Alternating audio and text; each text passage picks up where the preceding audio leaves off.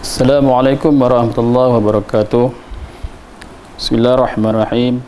Alhamdulillahirabbil alamin. Wassalatu wassalamu ala asyrafil anbiya wal mursalin wa ala alihi wa sahbihi ajma'in. Subhanaka la ilma lana illa ma 'allamtana innaka antal alimul hakim.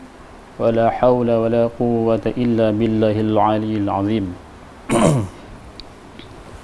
Qala Syekhul Mu'allif rahimahullahu ta'ala wa nafa'ana bihi wa bi'ulumihi fid dharain amin. Kata musannif rahimahullahu ta'ala, huraian sifat yang kedua. Ini sambungan daripada perbahasan kita yang video yang telah lalu.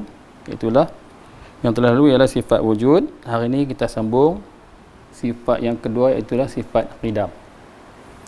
Bermula huraian sifat yang kedua iaitulah qidam. Artinya bermula artinya arti qidam itu ialah sedia. Qidam bahasa Arab kata qidam. Terjemah bahasa dalam bahasa Melayu kita panggil sedia. Itu makna qidam. Baik. Wajib pada syarak pula. Wajib dipanggil wajib apa? Wajib pada syarak. Wajib dengan makna buat dapat pahala, tinggal kena seksa. Wajib tu. Tu wajib. Wajib pada syarak. Wajib ada banyak kan? Wajib pada syarak, wajib pada akal, wajib pada adat. Kan? Tapi di sini musannif kata wajib pada syarak pula. Ini sambungan pada ayat yang lepas lah. Wajib pada syarak pula, wajib ta'alluq dah. Wajib atas setiap mukallaf. Wajib tadi atas setiap mukallaf. Mukallaf siapa mukallaf? Mukallaf nak jadi mukallaf ada syarat dia. Pertama kena berakal, kedua kena sampai umur maksudnya ataupun baligh. Tu mukallaf. Tak kiralah lelaki atau perempuan, bila sampai umur dia 15 tahun untuk laki-laki dan 9 tahun untuk perempuan, maka ketika itu dah jadilah mukallaf kan.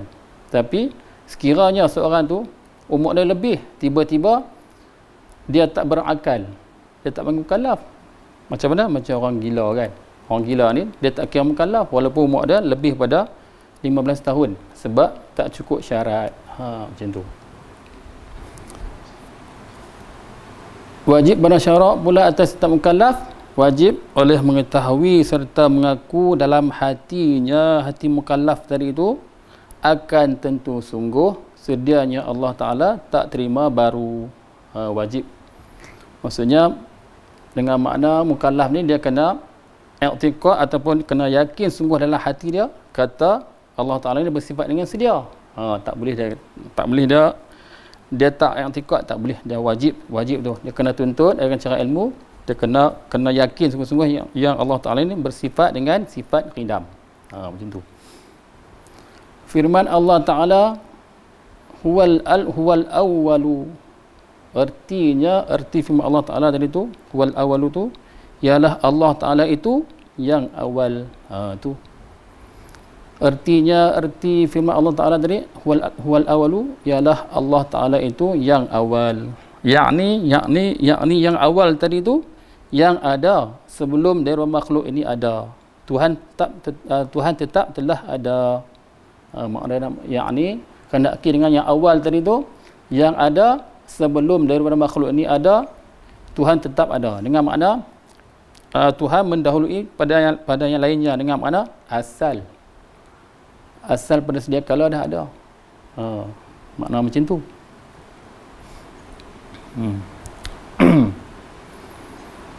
Maka sedia itulah dikatakan, maka sedia tadi sifat sedia qidam tu dikatakan sifat qidam. Macam tu.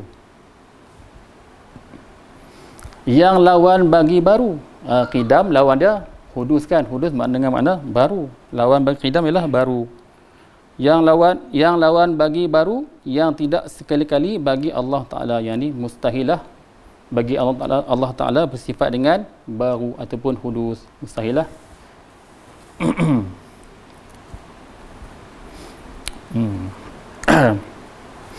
Dan pengakuan di dalam hati dengan tentu sungguh Tuhan sedia. Maksudnya pengakuan siapa? Mukallaf lah. dan pengakuan di dalam hati dengan tentu sungguh Tuhan sedia, itulah dinamakan akan dia akan mana? Akan pengakuan tadi tu wajib pada akal. Wajib pada akal. Wajib pada akal, kata Allah Ta'ala bersifat dengan sedia. Dengan makna wajib, dengan makna ma la yatasawwaru fil aqli adamuhu. Dengan makna akal tak boleh taswir, barang yang tidak tasawur pada akal tu kata tak ada. Itu dipanggil wajib. Maksudnya kena ada. Wajib, maksudnya kena ada lah benda tu. Maksudnya sifat qiyam tu kena ada pada zat Allah Ta'ala. Tu dipanggil wajib pada akal. Dan pengakuan dalam hati dengan tentu tidak. Dan pengakuan dalam hati dengan tentu tidak baru, itulah dinamakan akan dia akan mana? Akan tentu tidak baharu tadi tu mustahil pada akal. Mustahil ni selalunya kena dekat benda yang baharulah. Di sini dia panggil istihalatul mustahil. Dengan makna istihalatul mustahil. Habis. Dan bermula makna yang sedia. Sebab sedia ni makna sifat, dipasang dengan makna yang sedia. Dan bermula makna yang sedia itu, ada khabar dia, ialah apa dia sedia? Barang yang ada yang tidak didahului tiada. Tu sedia. Atau dikatakan barang yang ada yang tidak ada permulaan bagi adanya. Tu makna sedia tadi. Ada, tidak ada permulaan baginya, ataupun barang yang ada tidak didahului tiada. Itu dengan makna sedia tadi. Ataupun Arab kata la awwala lahu, tidak ada awal baginya. Semua kitab kata adamul awaliyati lil wujud, tiada permulaan bagi ada. Tu semua kitab kata macam tu. Maka sedia inilah sedia yang mana? Maka sedia inilah dikatakan sedia yang zati. Sedia yang mana? Yang tidak didahului dengan tiada tu, dikatakan sedia yang zati. Yakni sedia yang zati itu sedia yang bangsa zatnya zat Allah. Tu sedia yang zati lah. Dan keluar dengan sedia yang zati itu, maksudnya bukan sedia yang zati, ialah sedia zamani. Artinya sedia zamani, apa sedia zamani? Artinya dengan panjang dan lama masanya. Macam mana? Sedia yang zamani macam kita panggil rumah tu, ibarat kata orang dah tinggal lama, kan, lebih daripada setahun ataupun lebih. Dia panggil sedia juga. Sedia dah rumah dia tinggal dah, sedia lama dah tinggal. Berapa lama? 2 tahun. Dia panggil sedia juga, tapi dengan makna usang. Bukan dengan makna sedia tadi itu dengan makna tidak ada permulaan baginya, bukan. Dia tak kendak macam tu. Dia kendak dengan panjang masa. Tu sedia yang zamani. Dengan makna macam tu. Maka sedia ini, sedia yang mana? Sedia yang bangsa zaman, yang sedia zamani itu tidak dikendaki pada bicaraan ini. Maksudnya kata kita bukan nak bicara tentang sedia zaman ini, kita nak bicara tentang sedia zati. Macam tu. Habis. Dan yang menunjukkan atas qidam Allah Ta'ala dan tak baru itu ialah dengan makna dan bermula dalil di atas qidam Allah Ta'ala dan tak baharu itu ialah kita fikir. Di sini panggil hukum akal lah. Maksudnya kata apa? Kita kena fikirlah. Kita fikir. Jikalau, ni dia panggil fardu takdir. Jikalau maksudnya benda ni tak ada pun. Kita macam andaian saja. Takdir saja. Jikalau kita fardu takdir dah. Jikalau apa? Jikalau Tuhan tidak tentu sedianya nya Tuhan, yakni Allah. Nescaya tentu ia Tuhan sendiri baru. Betul lah. Jikalau Tuhan tu tak sedia, nescaya tentulah ia baru. Lawan bagi sedia ialah baru. Dan bermakna makna baru tadi tu, ni maksudnya cerita makna baru, dia panggil macam dia cerita. Dan bermakna makna baru itu, apa makna baru ataupun dia panggil hudus, ialah barang yang ada permulaan bagi ada. Itu makna baru ataupun hudus dia panggil, kan. Apa dia? Barang yang ada permulaan bagi ada. Macam kita ni lah. Kita ni ada barang yang ada permulaan bagi ada. Kita ni ada didahului dengan tak ada. Macam tu. Dia faham kat situ. Dan jikalau takdir lagi, dan jikalau Tuhan kita baru, tu dia takdir lagi. Jikalau Tuhan kita baru, yakni Tuhan Allah lah, tentu ada yang baru dan menjadikan akan ya, ni takdir saja, bukan betul lah. Sebab tu dia kata benda yang reka-reka, takdir. Dia reka, jikalau Tuhan kita baru, tentu ada yang baru dan menjadikan akan dia. Kalau baru macam kita, mesti ada yang menjadikan akan kita kan? Betul. Dan yang menjadikan akan Tuhan itu, yakni Allah tadi itu pun kena baru juga. Dia panggil apa dalam kaedah? Kullu hadithin la budda lahu min muhdithin. Yakni tiap-tiap yang baru itu tidak baginya min muhdithin, daripada yang menjadikan akan dia. Jadi tiap-tiap yang baru tu mesti ada yang menjadikan akan dia. Tak kiralah benda apa pun. Kalau baru mesti ada yang menjadikan akan dia. Dia tak lepas daripada macam tu.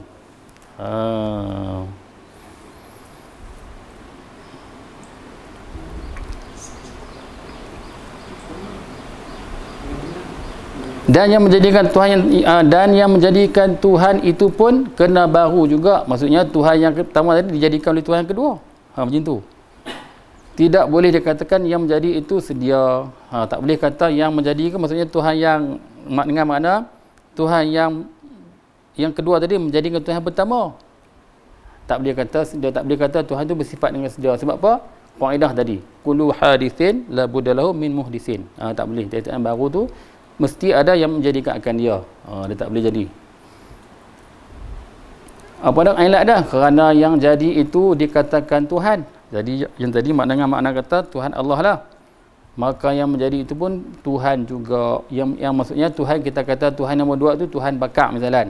Tuhan bakar menjadikan Tuhan Allah misalan. Macam tu. Bila ada macam tu, maka yang menjadi itu pun Tuhan juga, sama-sama baru, sama-sama berkehendak kepada apa yang menjadikan akan dia. Bila sama-sama baru, maksudnya ada sama-sama berkehendak kepada yang menjadikan akan dia. Dengan makna Tuhan A pun dia berkehendak, Tuhan B berkehendak benda yang sama juga. Jadi macam tu. Maka jika yang menjadi akan Tuhan yang kedua itu, maksudnya Tuhan yang kedua, kita kata Tuhan, kita buat contoh macam Tuhan bakar tadi, kena kepada Tuhan yang ada ia, ya Tuhan yang kedua itu telah menjadi itu, yakni Tuhan Allah itu, maka dinamakan daur. Daurun. Apa daur? Bermula arti daurun itu ialah berkeliling ataupun bergilir buat. Di sini ada dua masalah. Pertama, masalah daur. Sekejap lagi dia ceritakan tasalsul kan. Apa makna daur? Daur ialah berkeliling ataupun bergilir buat.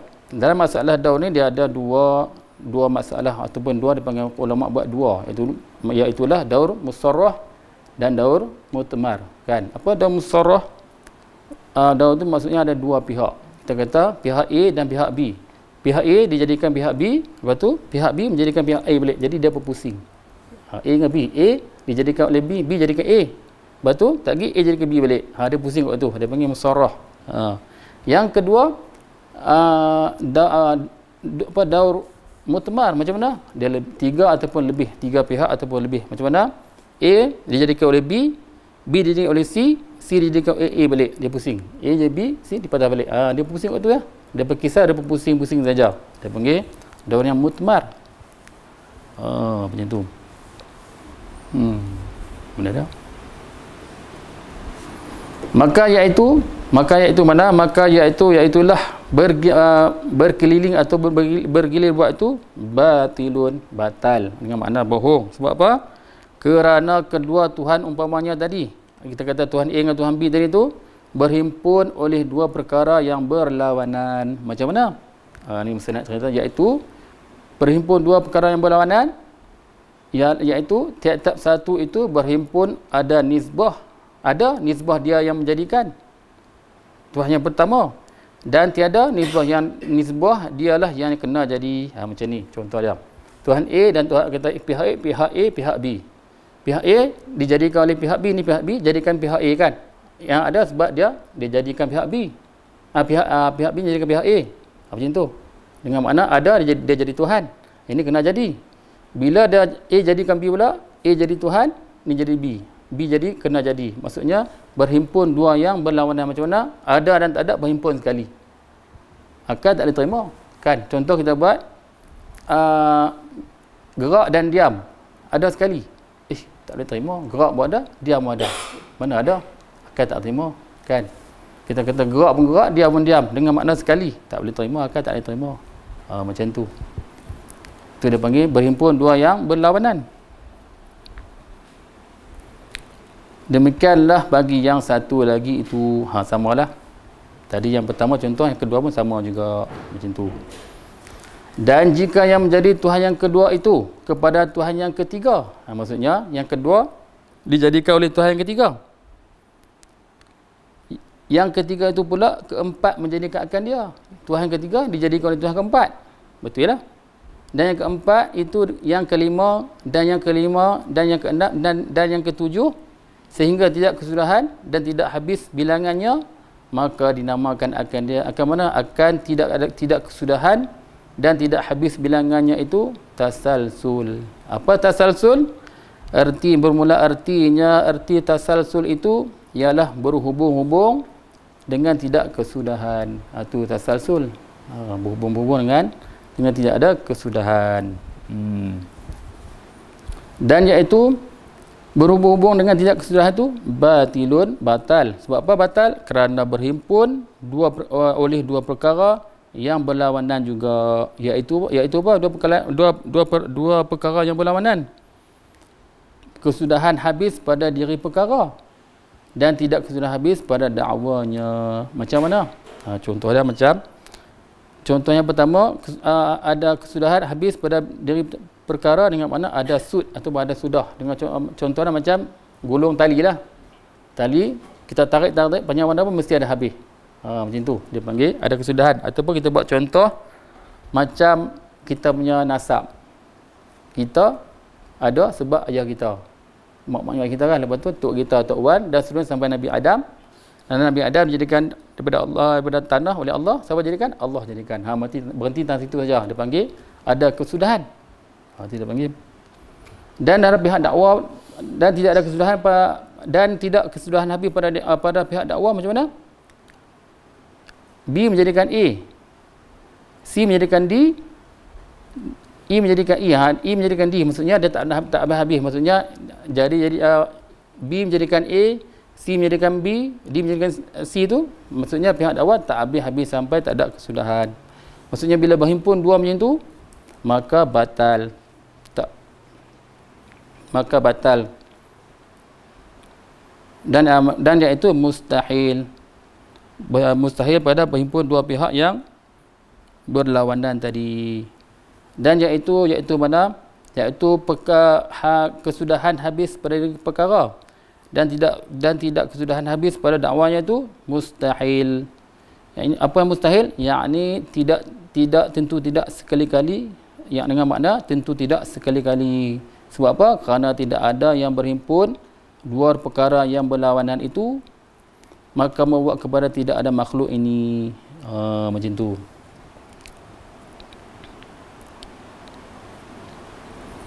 Kerana tidak ada yang berhimpun oleh dua perkara yang berlawanan itu, maka membuat kepada tidak ada makhluk ini. Dan iaitu mana? Tidak ada makhluk ini batilun, batal. Sebab apa batal? Kerana makhluk ini sudah ada dengan musyahadah. Apa musyahadah? Yakni musyahadah tadi tu dengan pandangan dua mata kepala. Kita dah tengok dah. Nak kata tak ada, benda tu dah ada dengan kita dah tengok dengan mata kepala kita dah. Benda ni sudah ada dah. Allah Taala dah ciptakan. Macam tu. Maka tetaplah kita mengaku dengan tentu sungguh Tuhan sedia. Maka tetaplah dengan yakinlah kita mengaku dengan tentu sungguh Tuhan sedia dan tak baharu Tuhan Allah tu, maka betullah pengakuan dalam hati kita. Maka betullah pengakuan dalam hati kita ini dengan pengakuan Tuhan dalam Quran yang dinamakan akan dia. Bila kita sama dengan pengakuan Tuhan dalam Quran, maka dinamakan akan dia orang yang beriman. Bila dinamakan akan dia orang yang beriman. Habislah bahasan tentang sifat qidam. Wallahu a'lam. Bermula Allah tu a'lamu, lebih mengetahui, ay alimun bimuradi, dengan lebih mengetahui dengan kehendaknya kehendak Allah. Wallahu subhanahu wa ta'ala alam.